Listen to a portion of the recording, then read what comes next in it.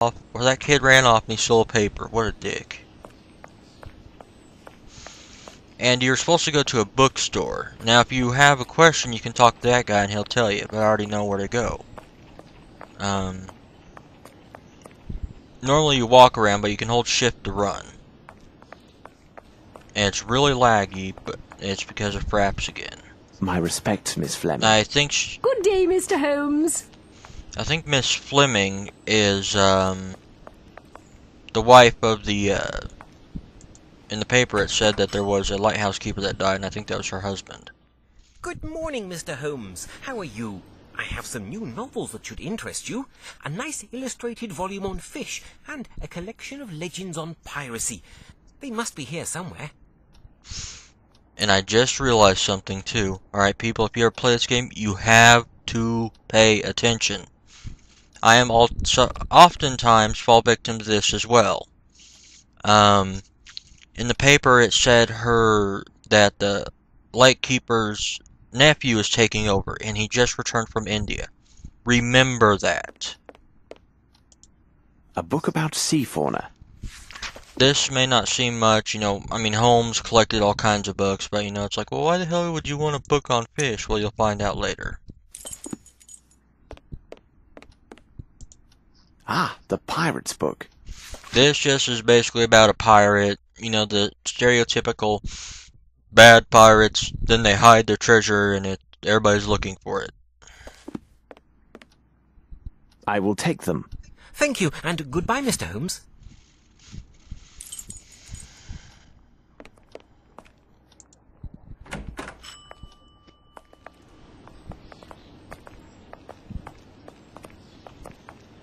And yes, everybody knows Holmes by name because he's such a great detective. And I'm running, by the way, I'm no longer walking. Holmes! Here! Why am I running? Because it goes faster. Ah, it's good that I found you, Holmes. As I told you this morning, I visited Captain Stenick. Although his symptoms are not serious, the circumstances which caused his palpitations are quite peculiar. Perhaps you can make something of it. Here is Captain Stenick and Sergeant Ruffles. Right, he calls them Ruffles. Now here's the funny part. Later, remember he called them Ruffles.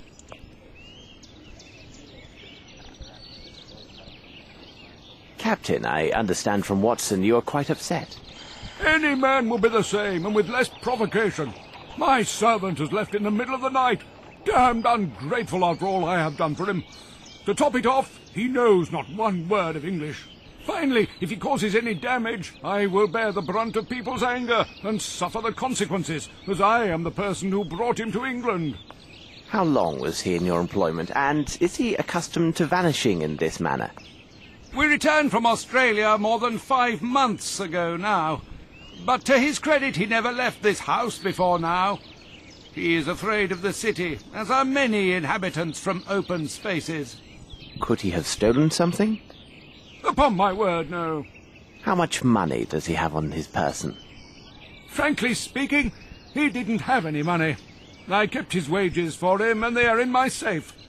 In any event, what the deuce would he have a need for money? Who knew that he worked at your home, and had he any contacts here in London? Anyone who deals with me professionally knows Baopa is my personal servant. As for his contacts, they are limited to the delivery men who bring food or other items to my home. What reason could he have to see anyone other than myself?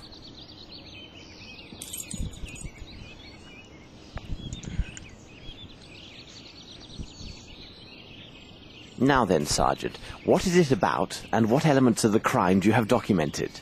Referring to the official report, the following particulars were taken down. A young Maori responding to the name Baopa was reported missing by his employer, Mr. Stenick. No one in the surrounding area saw or heard anything relevant to this incident.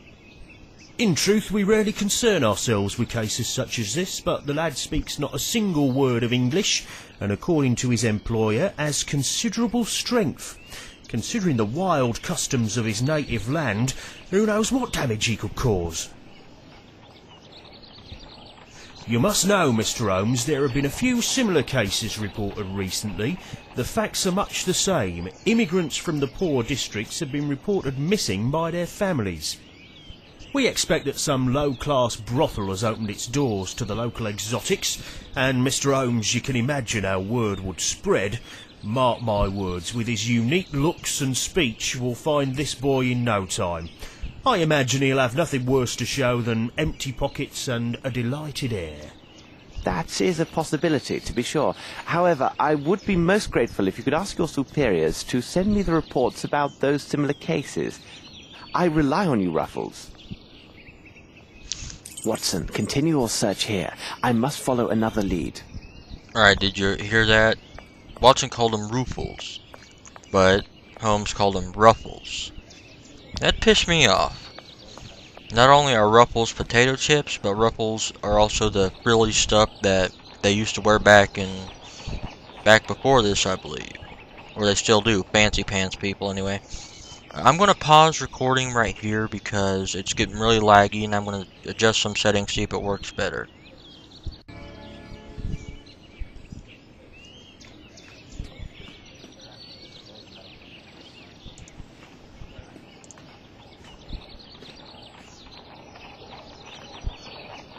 The lock was not cracked.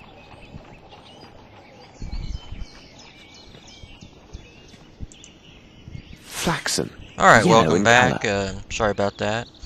I just didn't like the lag, and I think it's doing a bit better now. I lowered the lock was frame not rate cracked. that perhaps records at, so hopefully it's not too bad.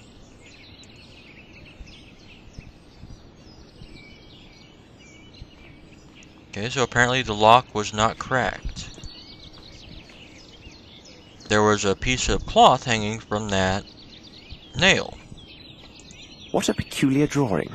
No, I thought there's something else. That is actually something I did not find last time. So that's pretty cool. I thought there might be something over here, but there wasn't.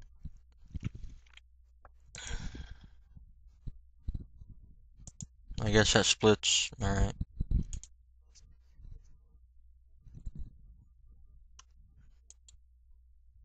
Alright, so we got a drawing.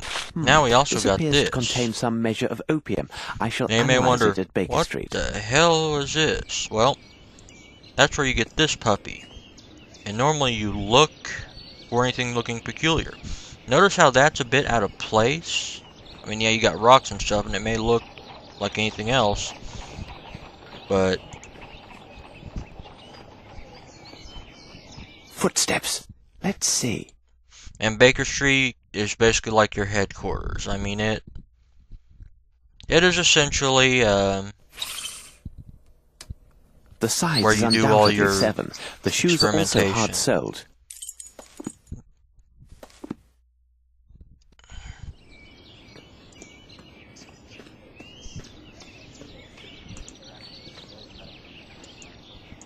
Footsteps. Let's see. Let's see.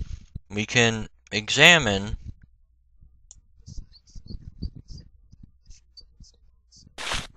How strange. This appears to be a fish scale. Alright, so we take a I note. shall have to examine this more And thoroughly. we follow Under them. my-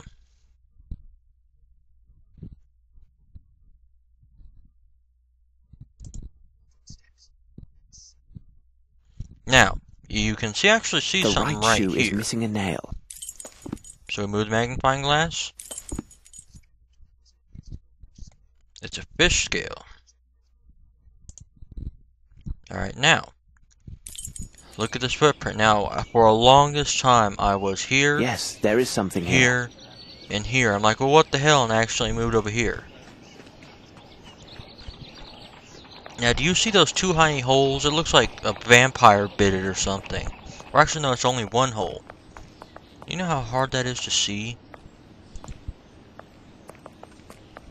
Then there's something up here. Yeah, yes, I know there's something there.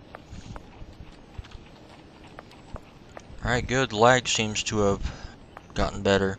This should prove useful. Oh, sure, I say that and it gets worse. My luck.